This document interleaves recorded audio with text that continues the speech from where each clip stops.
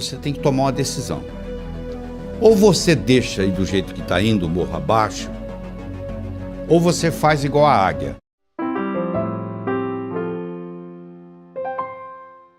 Uma águia nasce para viver 70 anos. 70 anos de vida. Só que quando chega aos 40, o bico dela está entortado, está velho, as garras já não são as mesmas, estão dificultando ela caçar, e a penugem dela já está fraca. Ela tem duas opções. Ou ela chuta o pau da barraca e deixa acontecer, e logo logo ela morre, ou ela resolve fazer um renascimento. Ela procura uma região onde tem uma pedra, onde tem água por perto, onde ela pode caçar roedores por ali, e ela decide ficar naquele lugar por 150 dias, 5 meses. E ela vai fazer o seguinte: ela vai pegar o bico e bater com o bico naquela pedra até o bico cair, e vai nascer um bico novo. Ela, com o bico novo, ela vai arrancar as garras velhas e vai criar garras novas. E ela, com o bico novo e as garras novas, ela vai tirar toda a penugem envelhecida e vai nascer penugem nova. E com 150 dias, com 5 meses, ela completa esse ciclo. E ela agora está de bico novo, garra nova, penugem nova. E ela agora está habilitada a voltar a caçar e a voar por mais 30 anos. Eu não sei qual a sua idade, mas eu sei que vai chegar um momento, se já não chegou na sua vida, que você tem que tomar uma decisão. Ou você deixa aí do jeito que está indo, morro abaixo, ou você faz igual a águia. Nós vamos agora aprender realizando suas metas. Primeiro você transforma os seus sonhos em metas. Depois você transforma suas metas em realidade. Como é que você faz isso? Muito simples. Primeiro, tem que ser sua. Por que você está estudando medicina? Ah, porque o papai gosta. Então mande seu pai fazer o vestibular. Ninguém tem direito de escolher profissão para os outros. Você tem que ter a meta sua, só pelo prazer de ter, para ela se manifestar no universo. É só isto, mais nada. O dinheiro vem como consequência. Então primeiro tem que ser sua. Você está fazendo o que você gosta? Se não tiver, você muda. Segundo, a sua meta tem que ser grande. Você tem que mirar na lua, porque se você errar, você ainda vai estar entre as estrelas. Em 1976, quando eu me mudei para os Estados Unidos, eu falei para um amigo meu: em 3 anos eu vou ensinar cardiologia para os americanos. Ele riu de mim. Sabe quanto tempo levou? Em 8 meses eu dei a minha primeira apresentação em Washington, D.C., para 400 cardiologistas. Quando eu contei para o meu amigo e ele riu, eu sabia que o tamanho estava bom. Tenha metas grandes, que você vale a pena você brigar por elas, porque meta pequena não lhe estimula. Se você mirar na lua e errar, você vai estar entre as estrelas. Tem que ser grande. Terceiro, ela tem que ser positiva. Não é o que você não quer, é o que você quer. O que você quer na vida? Eu não quero doença, eu não quero pobreza. Eu não estou perguntando o que você não quer. Eu quero saber o que você quer. Se você se concentra no que você não quer, ao invés de se concentrar no que você quer, é como se você estivesse dirigindo um carro olhando pelo retrovisor. Você sabe de onde você está vindo, você não sabe para onde você está indo. Você tem que concentrar naquilo que você quer, colocar energia. Eu não quero ser igual ao meu pai. Ser igualzinho ao seu pai, todo mundo sabe disso, menos você. Porque quando você diz eu não quero ser gordo, você pensa em gordura. Quando você diz eu não quero ser pobre, você pensa em pobreza. Você sabe que tudo é criado 2 vezes. Primeiro você cria aqui, depois você se manifesta no seu universo físico. Você tem que ter objetividade, ela tem que ser objetiva. Ela tem que ser datada, tem que ter uma data. Quando que você quer isso? Ela tem que ser específica. O cérebro trabalha ciberneticamente. Cibernética trabalha com especificidade. Você imagina um termostato no ar-condicionado de uma sala e você pergunta para mim que temperatura que eu coloco aqui. Eu falo mais ou menos. Você vai colocar o quê? Agora se eu falar 21 graus Celsius, você vai lá e coloca. O que você quer? Eu quero dinheiro. Dinheiro você já tem no bolso. Ah, eu quero mais. Vou te dar mais $1, tá bom? Não adianta, não é só. Você tem que ser específico. Você quer quanto? Eu quero $50 mil na minha conta até o final do ano que vem. Eu não estou garantindo que você vai obtê-lo, mas eu posso lhe dizer que a chance de você obter aumentou violentamente. E todas as vezes que você quiser chegar a algum lugar, você tem que saber de onde você está saindo. Uma vez eu estava dando um curso nos Estados Unidos, o sujeito falou assim, eu quero $50 mil na minha conta até o final do ano. Eu falei, quanto você tem? Ele falou, não sei. 2 semanas depois ele me liga, você não vai acreditar, eu somei o que eu tinha no banco, eu tenho $55 mil. Ou seja, ele estava pedindo o que ele já tinha. Aliás, ele não é o único na jogada. Tem gente que diz assim, Deus, meu Deus, eu quero talento. O que você acha que é talento, meu? Você acha que o pianista, ele sentou no piano e tocou? Ele praticou anos e anos e anos e anos para chegar lá. É verdade? Você acha que essa eloquência que eu tenho aqui conversando com você diretamente, isso apareceu da noite para o dia? Eu dou aula desde os 12 anos de idade. Então, essa história de talento tem muito a ver com a prática. Quanto mais você pratica, mais sortudo você fica. A sua meta tem que ser específica. Ela tem que ser datada. Você tem que saber de onde você está saindo. Qualquer lugar que você quiser, você liga para mim e diz assim, como é que eu chego aí? Eu pergunto de onde você está. Onde você está? Ah, não sei. Então eu não posso lhe ajudar. Você precisa ir a qualquer lugar, você tem que saber de onde você está saindo. Quais são as suas qualidades. Põe uma meta que seja significativa. Ela tem que ter uma importância para você e para os outros. Não é uma coisa que só você vai se beneficiar. Se só você se beneficiar, ela não é ecológica. Às vezes ela não é ecológica nem para você. Ecológica, a meta sendo ecológica é importante. Eu não posso divulgar o meu trabalho pelo mundo todo e ao mesmo tempo passar 5 dias da semana com os meus filhos, com a minha família. Se eu quiser fazer a mesma coisa, simultaneamente, divulgar o meu trabalho e passar 5 dias com a minha família por semana, uma dessas duas não é ecológica, porque uma vai brigar com a outra. Porque eu estou querendo criar 2 metas praticamente antagônicas. Eu não posso viajar pelo mundo todo, pelo Brasil todo, e ao mesmo tempo ficar 5 dias com a minha família por semana. Então você tem que ver que uma meta não pode ir contra a outra. A sua meta, ela tem que ser relembrada com frequência. Não é você chegar no dia 31 de dezembro e escrever o que você quer para o ano seguinte, você tem que estar constantemente olhando o que eu quero, às vezes muda. Às vezes você perde o interesse, às vezes uma meta que você tinha, você fala, não quero mais. Eu tinha vontade de ter essa meta, hoje eu não quero mais. Porque às vezes você trabalha anos por uma meta que você queria e você esqueceu que não quer mais. E quando termina, e aí? E agora? Ah, eu não quero isso mais. Você podia ter decidido isso muito tempo atrás, porque os seus valores mudam, os seus interesses mudam. Quando eu tinha 20 anos de idade, eu era capaz de viajar 10, 20, 30 horas para pular carnaval. Hoje eu quero distância de carnaval. Ou seja, os meus interesses mudaram, os seus também. Avalie aquilo que mudou e não fique batalhando naquilo que você realmente às vezes não quer mais. Você tem também de fazer aquela divisão. Todas essas metas com essas características e divididas, aí sim vai ter um impacto diferente na sua vida. E você tem que fazer a meta, não é o que você quer em 1 ano, 2, 5, 10, não. É o contrário. É o que você quer em 10 anos, o que você quer em 5, é de lá para cá, ou seja, do futuro para o presente. Onde que eu quero estar daqui 10 anos? Para eu estar lá daqui 10 anos, onde que eu tenho que estar daqui 5? Para estar lá daqui 5, onde que eu tenho que estar daqui 1? Para estar lá daqui 1, onde que eu tenho que estar e assim por diante. Aí você descobre o que você vai ter que fazer amanhã de manhã, mas olhando lá na frente, nos 10 anos. Parece uma coisa simples, mas faz uma diferença enorme. Você primeiro olhar lá nos 10 anos e trazer de lá para cá, do que daqui para lá. Então, com essas características que eu acabei de lhe apresentar, eu acho que você deve escutar, assistir esse vídeo várias vezes seguidas para saber as características da meta ser grande, ser sua, ser positiva, ser objetiva, ser datada, ser específica, ser significativa, ser ecológica, ser relembrada e ser comensurável. Uma coisa tem que ser medido. O que você quer? Eu quero mais felicidade. O que você quer? 20% mais feliz esse ano do que ano passado? Você pode medir felicidade. Felicidade não é meta. Felicidade é estado de espírito. Fica feliz agora. O que está te segurando? Meta é uma coisa que você tem que estar num ponto e tem que chegar no outro. Existem etapas. Felicidade você não precisa de etapas. Você pode ficar feliz agora. Então meta é coisa comensurável. Você pode medir. Eu quero isso, eu quero aquilo, eu quero tanto no banco. E isso tudo tem que ser relembrado com frequência. No momento que você começa a trabalhar com tudo isto, e eu criei um mnemônico chamado Pode-se Crer, que ajuda você a relembrar todos esses tópicos que nós acabamos de discutir. Quando você começa a trabalhar com isto, e na hora que você escreve a sua meta, você leva em consideração todos esses pontos, o que vai acontecer é que as suas metas vão se manifestar numa velocidade enorme.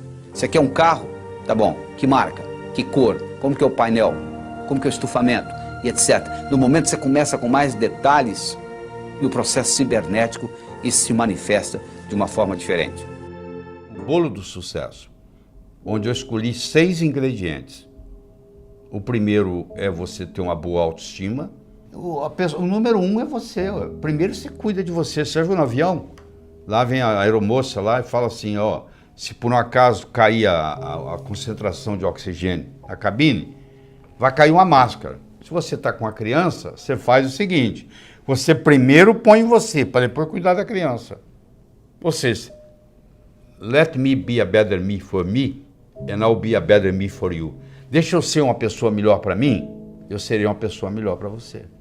Você entendeu? O termômetro mede a temperatura da sala. Eu chego aqui, está 21 graus Celsius. É a temperatura da sala. Agora, isso é o termômetro. Agora, se eu colocar aqui um termostato e colocar 15 graus, mesmo que lá fora esteja 30, aqui dentro vai estar 15. Porque o termostato vai baixar a temperatura ou subir, de acordo com onde eu coloco a temperatura. A autoestima é um termostato para a vida. Quanto que eu mereço? Quanto é que você está ganhando? Se eu falar que você vai, mês que vem, multiplicar por 10 o seu faturamento, você vai acreditar? Não. Você fala, não é possível. Quem é que vai... Se ganho um mês que vem eu vou ganhar 10? Eu sei, mas por que você está ganhando 1 e o seu amigo está ganhando 4? Fazendo a mesma coisa. Com o mesmo talento. Pode ser que ele tenha um marketing melhor do que o seu, pode. Mas pode ser também que ele tenha um termostato de autoestima melhor do que o seu. Então, o que você merece é o que você tem. O merecimento que você acha que você vale está expresso aí na sua conta bancária, no carro que você dirige, na casa que você mora, na família que você tem. Está aí, é só você olhar. Se você quiser mais, você tem que sentir merecedor demais. E para sentir merecedor demais, escuta, você tem que subir a sua autoestima. A segunda é a sua capacidade de se comunicar, que é fundamental, principalmente no mundo de hoje, onde a comunicação é talvez o mais importante de tudo no sucesso. Eu posso ter 2 indivíduos que têm QI de 145, quase gênio. Um está muito bem na vida e o outro está desempregado do quarto Jack. Você vai ver a diferença, um se comunica bem e o outro não dá nem bom dia para o vizinho. Então, no momento que você melhora a sua capacidade de se comunicar, você passa a valer mais no mercado. Essa é a realidade. Terceiro, é a sua capacidade de estabelecer objetivos, criar estratégia. Em 1953, eles pegaram todos os formandos da Universidade de Harvard e perguntaram para eles assim, o que você vai fazer nos próximos 6 meses, próximo ano, próximos 5 anos, próximos 10 anos, próximos 15 anos, próximos 20 anos. A grande maioria, como acontece aqui no Brasil, não tinha nada por escrito. Não tinha nada, não tinha nenhum... Ah, não sei, eu vou ver o que vai acontecer. Eu vou deixar a vida me levar, né? Mas 3% daqueles estudantes, eles tinham por escrito o que eles iam fazer com 6 meses, com 1 ano, com 5, com 10, com 15, com 20 anos de formado.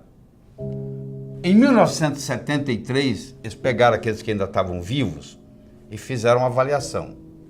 Então, aquele grupo que tinha por escrito era 3%. Valia mais do que os 97% junto em todos os aspectos. Então, eles viram se a inteligência era diferente? Não. O background familiar era diferente? Não. Tudo era igual. As notas que tirava na escola, a única diferença que fazia diferença é que eles tinham por escrito. Então, os nossos, por isso que a empresa multinacional, ela pega os objetivos do ano que vem e coloca até setembro por escrito. Tem que estar ali no papel. Aqui tem que ser recordado com frequência. Você tem que colocar ali e você tem que datar. Como é que você transforma um sonho em uma meta? Você coloca uma data. Tudo aquilo que você colocou na categoria de algum dia não vai acontecer. O cérebro fala, tá bom, o dia que algum dia chegar, você vai no calendário, onde é que está algum dia? Não está lá. Não tem no calendário, não existe. Então eu tenho que ter metas a curto, a médio, a longo prazo. Tem que ter os 3 tipos de metas. Eu tenho que ter elas por escrito. E eu tenho que descobrir qual é a finalidade de vida que está por trás dessas metas. Porque a finalidade de vida, ela te valoriza a sua meta. Vou dar um exemplo. Você imagina uma bolinha que eu jogo para você, você joga para mim, eu jogo para você, você joga para mim, eu jogo para você, você joga para mim. Começou a ficar cansativo, né? Mas se eu chamasse de tênis, mudou, né? Milhões de dólares por trás. Enquanto era uma bolinha para lá e para cá, você não estava dando valor. Na hora que eu falei tênis, mudou. É assim, uma meta que talvez não tenha importância, mas se ela está encaixada dentro da minha finalidade de vida, ela valoriza. E eu vou estar disposto a ter mais esforço para que ela aconteça. A sua atitude determina a sua altitude na vida, a sua dedicação ao trabalho e a sua ambição saudável. Então são 6 elementos, ó.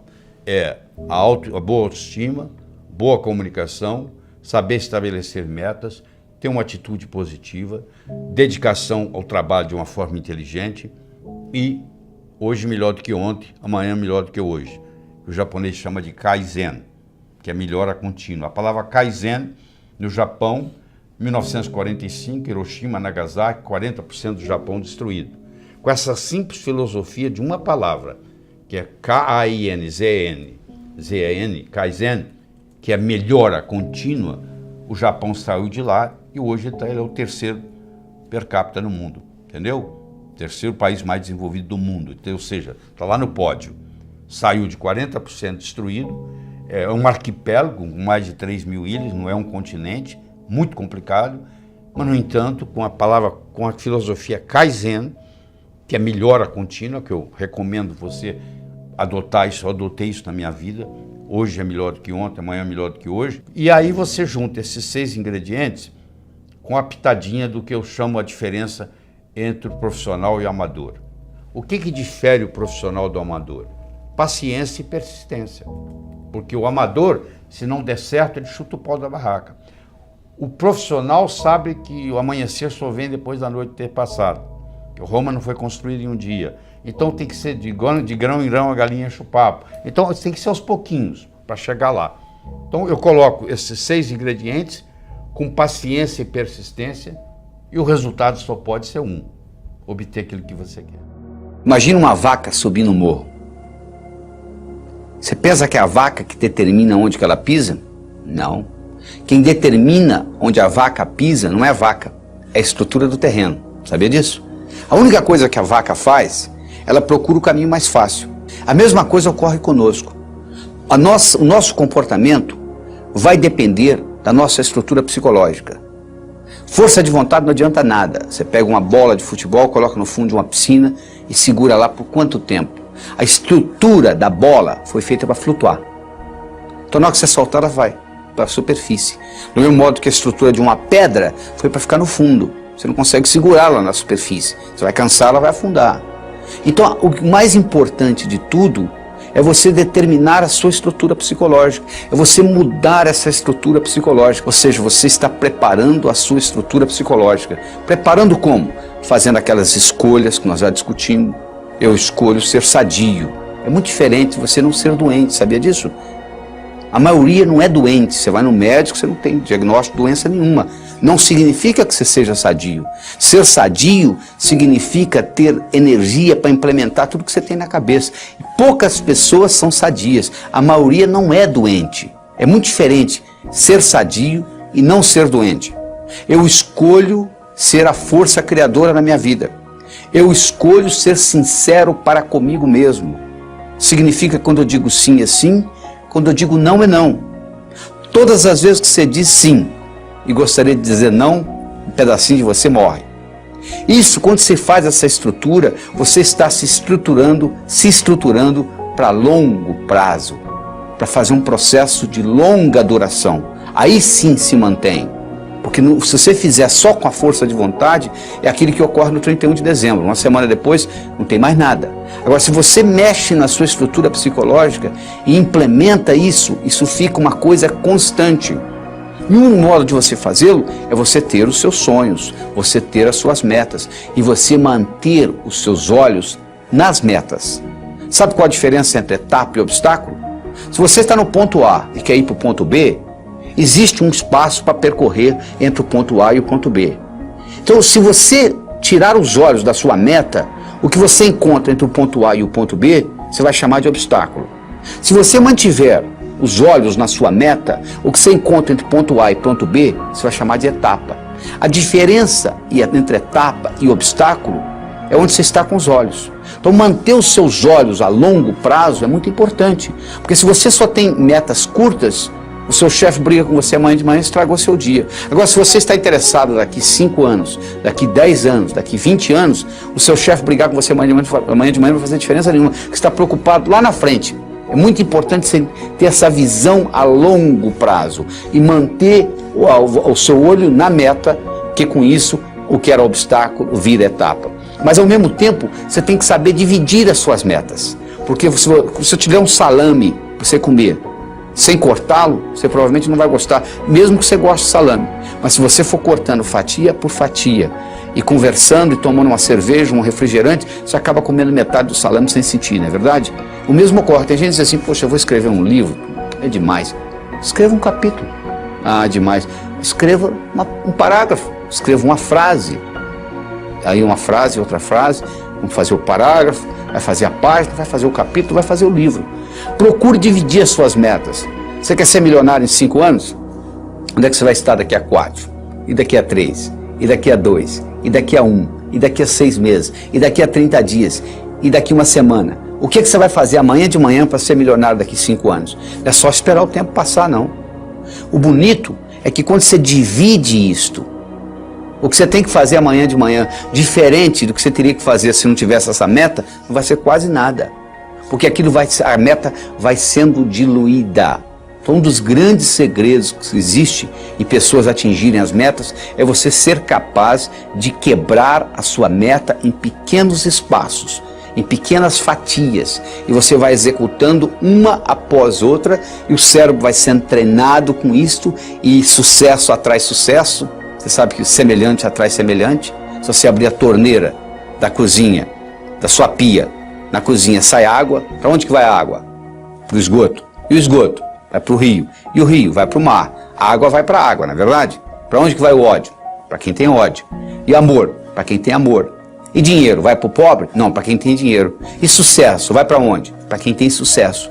Então esses pequenos sucessos vão atraindo mais sucesso na sua vida. Semelhante atrai semelhante. Então à medida que você vai fazendo isso, você vai preparando essa caminhada. Mas tudo começa com essa estrutura psicológica. Quem determina onde a vaca pisa não é a vaca, é a estrutura do terreno. A única coisa que a vaca faz é procurar o caminho mais fácil. Nós também vivemos a nossa vida procurando o caminho mais fácil. O caminho mais fácil depende da nossa estrutura psicológica. E a nossa estrutura psicológica é codificada linguisticamente. Lembra que eu já falei que nós somos animais linguísticos.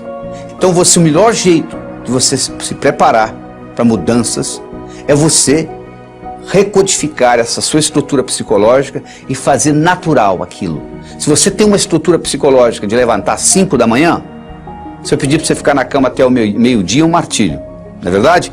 Se você tem uma estrutura psicológica de levantar ao meio-dia, se eu pedir para você levantar às 5 da manhã, vai ser um martírio. Para os dois. Porque o que determina o caminho mais fácil é a estrutura. Se a minha estrutura psicológica é de levantar às 6 da manhã, se eu ficar até às 8 na cama, eu vou ficar chateado.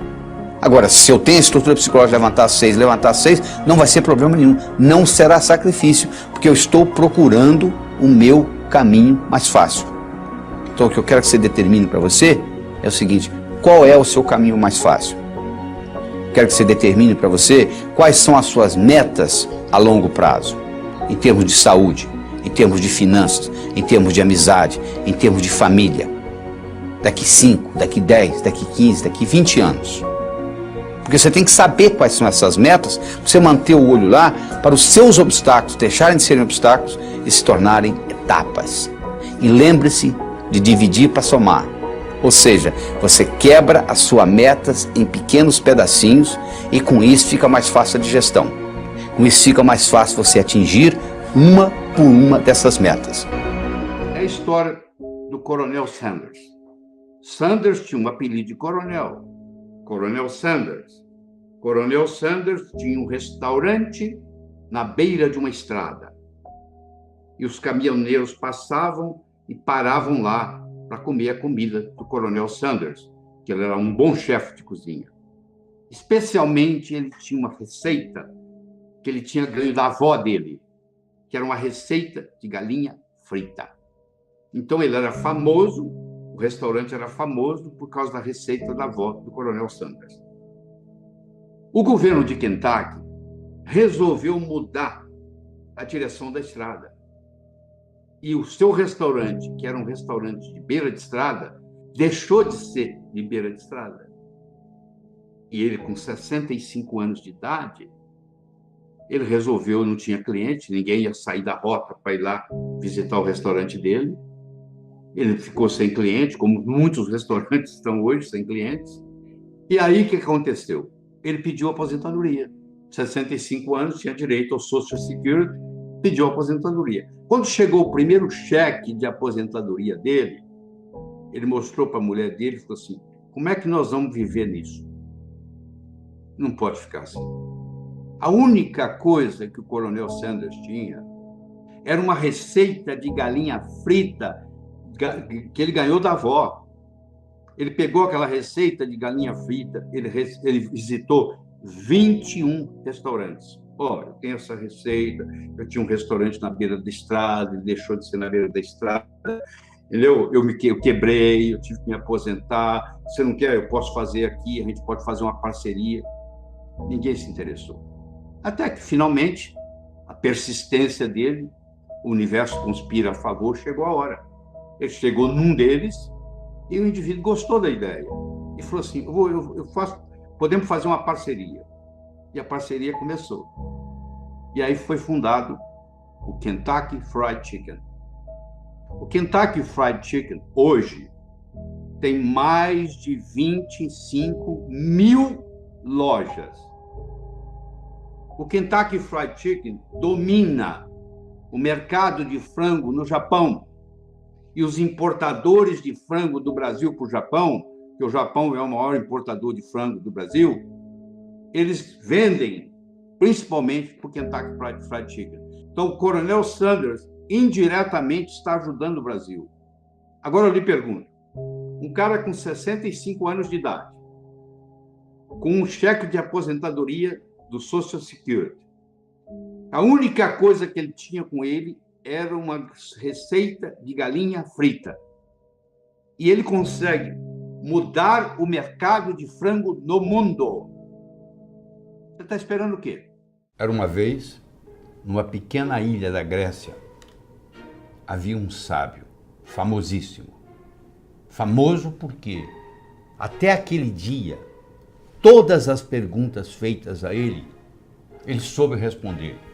E a fama dele transcendeu a Grécia. Vinha gente de longe. Mas um dia, um adolescente, conversando com um amigo dele, adolescente, disse, eu acho que eu sei como é que eu vou enganar esse sábio. Eu vou pegar um pequeno passarinho, vou esconder nas minhas mãos, vou levar para ele e vou perguntar se está vivo ou morto. Se ele falar vivo, eu vou espremer e deixar cair morto nos pés dele. Se ele falar morto, eu vou abrir a mão, vou deixar o passarinho voar. Não interessa o que ele responder, dessa vez ele vai errar. Aí você imagina, o adolescente pegou o pequeno passarinho, colocou nas mãos, foi até o sábio, olhou para o sábio no olho e disse assim, sábio, diga-me, o passarinho nas minhas mãos está vivo ou morto? O sábio olhou para ele e disse, meu jovem, a resposta está nas suas mãos. Você que está aí, eu quero que você saiba que o seu sucesso, tanto pessoal quanto profissional, esteve, está e sempre estará nas suas mãos. Você não faz um bolo só com farinha, nem só com manteiga, nem só com ovos. Você precisa de vários ingredientes. O bolo da vida necessita vários ingredientes. E um desses ingredientes é o diálogo. Um desses ingredientes é a capacidade de se comunicar. Ele não é o único, mas ele é fundamental. A comunicação tem 3 níveis. O primeiro nível eu chamo de boca-ouvido. O segundo nível eu chamo de cérebro-cérebro. O terceiro nível eu chamo de coração-coração. Vamos começar com o primeiro nível. Boca-ouvido. Deixe-me primeiro fazer uma distinção para você. Ouvir e escutar não são sinônimos. Você ouve com o ouvido, você escuta com o cérebro. Você já foi alguma vez num restaurante e pediu ao garçom para lhe trazer uma água com gás e ele lhe trouxe uma água sem gás? Ou você fez uma solicitação e ele lhe trouxe outra? Aquele garçom, naquele momento que ele recebeu o seu pedido, ele estava operando no nível 1. No nível 1 ninguém é promovido. No nível 1 você não conquista as pessoas. No nível 1 você não vai para frente na vida.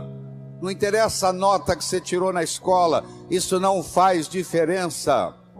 Porque a escola lhe passa informação. A vida lhe exige competência de ação. O que cai na prova não cai na vida. Se você observar na sua cidade, você vai encontrar indivíduos que eram CDFs, que eram estudantes brilhantes, e hoje são pessoas que estão perdidas na vida. E você vai encontrar também pessoas que eram estudantes medíocres, e hoje são excelentes empresários, estão contribuindo para o bem-estar da comunidade. Por que isso? Porque esses segundos, eles sabem dialogar com o mundo, eles sabem dialogar com a sociedade, eles aprenderam, talvez até intuitivamente, o poder da comunicação. Então, se você me permite, eu vou começar a trabalhar nesse modelo do nível 1, boca-ouvido, nível 2, cérebro-cérebro, nível 3, coração-coração. Quando você está operando no diálogo nível 1, não acontece nada.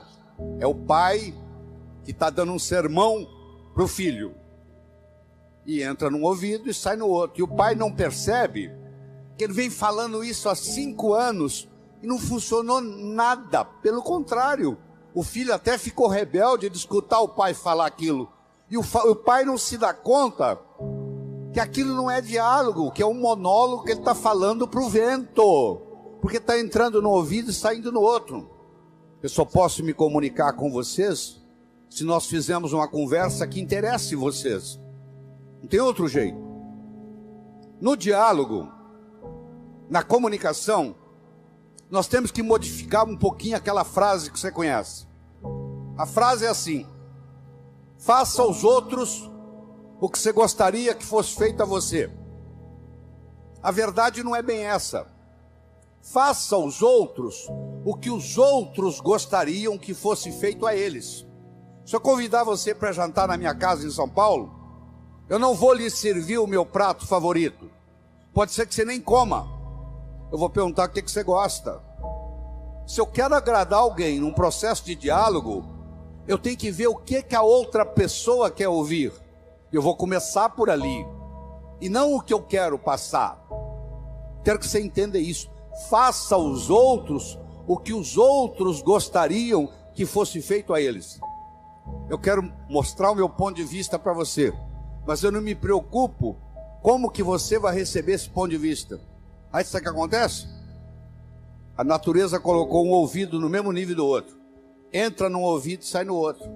Aí não deixa de ser diálogo, passa a ser monólogo, porque não tem repercussão.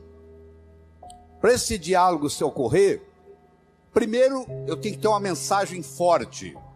Você só vai continuar me escutando se você estiver gostando da mensagem. Eu tenho que ter algo para poder passar para você. Essa é a mensagem. Segundo, nós temos que conversar de uma forma metafórica. Quando eu lhe conto uma história, você não pode dizer que você não concorda com ela. Eu estou lhe contando uma história. E dentro da história, eu coloco a ideia que eu quero passar para você? Era uma vez um navio de alta prioridade, porque carregava ouro. E de repente o motor desse navio enguiçou. E o dono do navio disse: para. Traga aqui o melhor mecânico da região. Eles trouxeram. Ele trabalhou um dia inteiro, não conseguiu consertar o motor. Ele disse: para.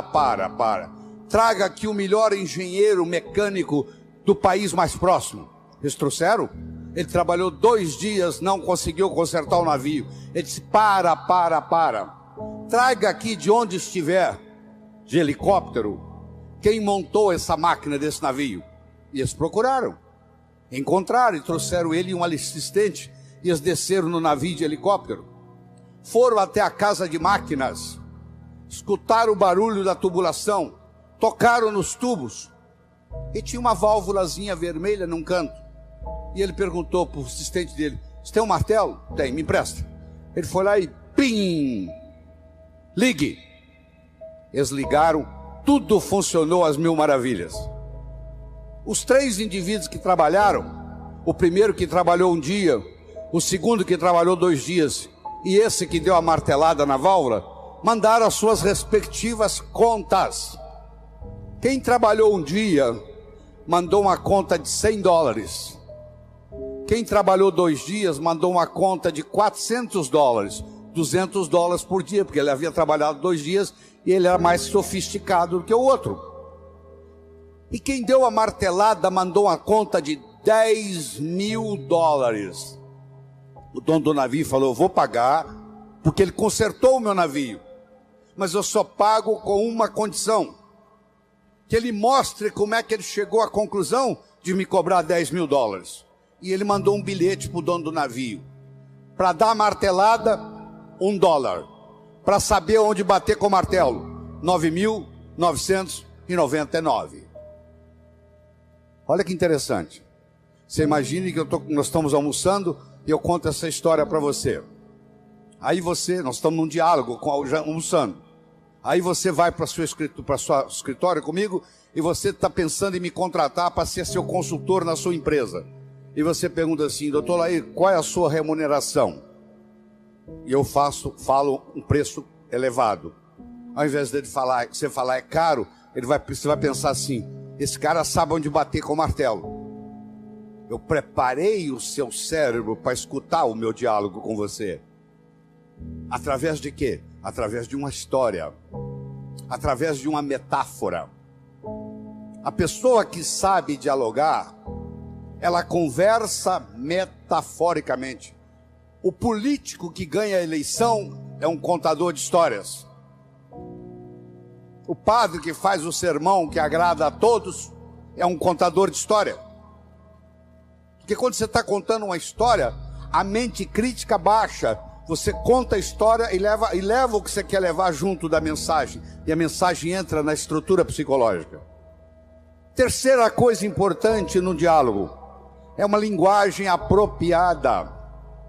Você já foi a um médico e o médico começa a usar aquela terminologia médica que só ele entende. E aí você volta e a sua família te pergunta: e aí, o que você tem? O que o médico falou? Ah, não entendi o que o médico falou. Esse médico não tem nada de inteligente. Ele tem que conversar numa linguagem que o paciente entenda. A própria Bíblia tem uma citação dizendo que se você não falar a linguagem de quem está lhe escutando, você está falando aos ares. E outra coisa importante é a percepção. Uma coisa é o que você está passando, a outra coisa é que o outro está captando. Ah, você é um vendedor? Sou. Você é um bom vendedor? Ótimo vendedor. E aí, você tem vendido bem? Não, tem vendido muito mal. Então você não é um bom vendedor. O aluno que diz que é bom aluno, ele tem que me mostrar um boletim bom. Eu não conheço bom aluno com boletim ruim. O mínimo que você tem que me mostrar como bom aluno são boas notas no boletim. Isso lhe caracteriza como bom aluno. Se você é vendedor e você não está vendendo o que você gostaria de vender, você vai me desculpar, a tecnologia, a abordagem que você está usando de vendas está sendo inadequada. Talvez a sua linguagem não está sendo apropriada, talvez a sua mensagem não está sendo forte o bastante, talvez você não esteja fazendo uso dos recursos da metáfora, das histórias. Semana passada teve um cliente aqui e eu falei para ele o seguinte: aí você pode falar o que você quiser. Você está falando, você está contando para esse cliente que está na sua frente o que você fez com o cliente da semana passada, o que você falou para ele. Mas na realidade você está falando para esse escutar, mas você usou o artifício metafórico de que você está falando para o outro. E quando você trabalha esse fenômeno do diálogo desse jeito, quando você termina, a pessoa se sente convidada a participar das suas ideias. Ela se sente, o filho, quando um pai sabe ter um diálogo com ele, quando termina o diálogo, o filho se sente convidado a experimentar o que o pai está falando para ver se dá certo. É um convite que ele recebe. Era uma vez um escritor que vivia à beira-mar. Ele tinha por costume caminhar na praia e à tarde e à noite ele escrevia. Uma manhã ele estava caminhando na praia e de longe ele avistou um jovem que dançava na areia. Aquilo despertou a curiosidade dele, ele se aproximou. Quando ele se aproximou, ele viu que o jovem não estava dançando. O jovem estava jogando coisas no oceano. Ele perguntou para o jovem: jovem, o que você está fazendo? O jovem respondeu: o sol está quente, a maré está baixa, essas estrelas do mar estão morrendo desidratadas aqui, eu estou jogando-as de volta ao oceano. Aí o escritor olhou para o jovem e disse: jovem, será que você não entende? Existem centenas e centenas e centenas de quilômetros de praia, centenas de milhares de estrelas do mar na areia. Se jogar uma ou outra de volta no oceano, no total não vai fazer diferença nenhuma. O jovem pegou uma estrela do mar, jogou no oceano, olhou para o escritor e disse: para essa eu fiz diferença. O escritor foi para casa. Naquela tarde ele não conseguiu escrever. Naquela noite ele não conseguiu dormir. Na manhã seguinte ele levantou-se, juntou o jovem e os dois juntos começaram a jogar estrelas do mar de volta ao oceano. Eu estou conversando com vocês quase 30 minutos. Eu não sei qual impacto essa conversa vai ter. Se vai entrar no ouvido, se vai sair no outro, se você achar que eu estou errado, etc. Mas eu vou dizer uma coisa: se fez diferença para um de vocês, já valeu a pena.